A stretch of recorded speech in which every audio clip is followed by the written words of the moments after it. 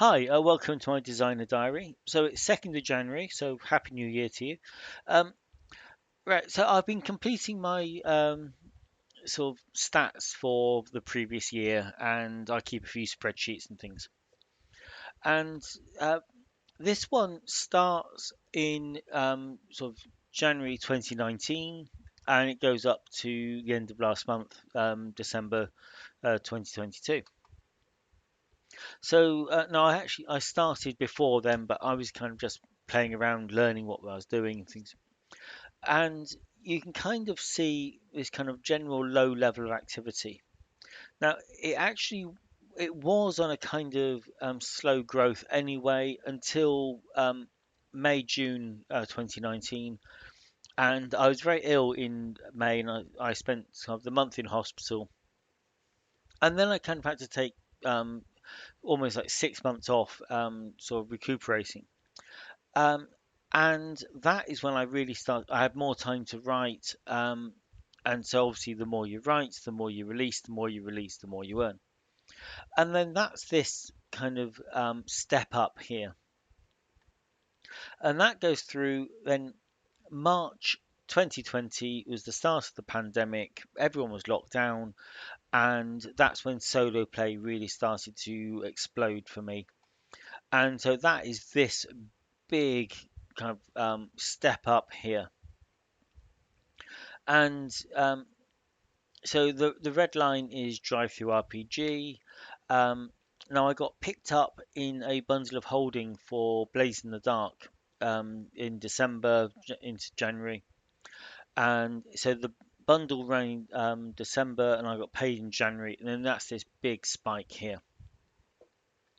Um, Now at this point, um, we were going into that was the beginning of 2022, sorry, 2021, and you know, the different places are starting to sort of unwind their lockdowns, um, and more people are playing virtual tabletops. Uh, so yeah, the whole kind of solo thing, there was a danger of it starting to wind down, which is what it's actually kind of on a par here. I was expecting a bigger wind down. Um, so I then started to really look at diversifying, and you can start to see I've got all these different kind of sources down here, and you can start to see them start to come online. A little bit down here from the middle of 2021, and so things actually remained slightly steady. The drive through started to kind of decline a little, and I think that is partly because in this first year I was doing all the really big name games, um, and so I was, if you release a really popular game title, you get this big spike. But so I've done most of the big games. Now I'm doing smaller games. They attract less, you know, first week sales. But most of this red line is based on back catalogue sales now. Um, but I've been bringing in the other revenue streams. So you can see, although there is a slight decline in DriveThruRPG, which is just to be expected, the actual blue line is fairly steady. It's always going to be spiky, but it's going to be steady. And that was my very first Kickstarter, and this was my second Kickstarter.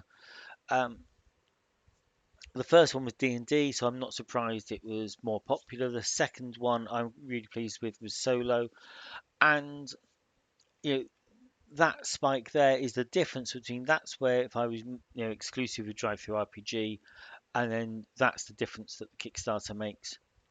But also, can you see there's a little orange line here?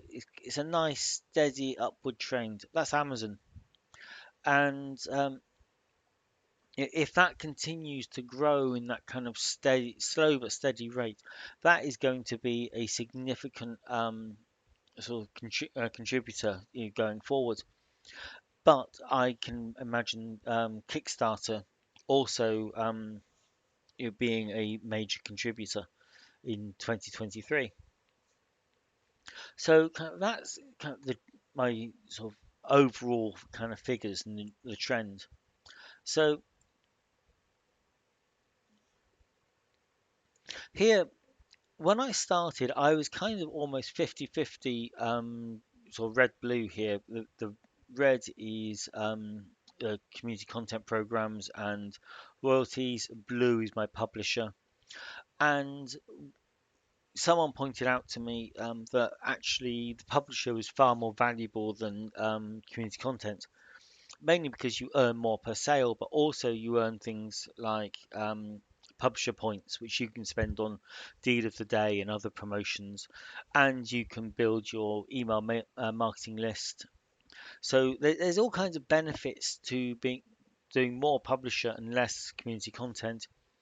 And so I have swung it from 50-50 to 67 to 26. Um, and this last bit is affiliate income, which is it's a small slice, but it's still really interesting. Um, Now here, this one, it shows you, how what a big chunk of drive-through still contributes. But this green wedge here is my Kickstarter income, which is not inconsiderable, and this orange chunk here is Amazon. So these are it's sort of that about a sixth, 18% of my income is coming from non-drive-through, and this is my real aim at the moment is diversify. I want to be not dependent on one store. Um, I want. I would really like this to be kind of more, sort of say 4 or 5, large significant wedges with no dominant player, and that is what I want to work towards in 2023. So, what am I expecting? Or what am I hoping for is I want a much bigger Amazon slice, I want a much bigger Kickstarter slice, and I want a much reduced proportion from drive-through. Okay, so that's it. That's my kind of quick roundup, and yeah, you can kind of see the trends here and the significant events. From the moment I had that time off and I could really start to write, the pandemic, and then my attempts at sort of building a long-term stable business. Okay, thank you for watching.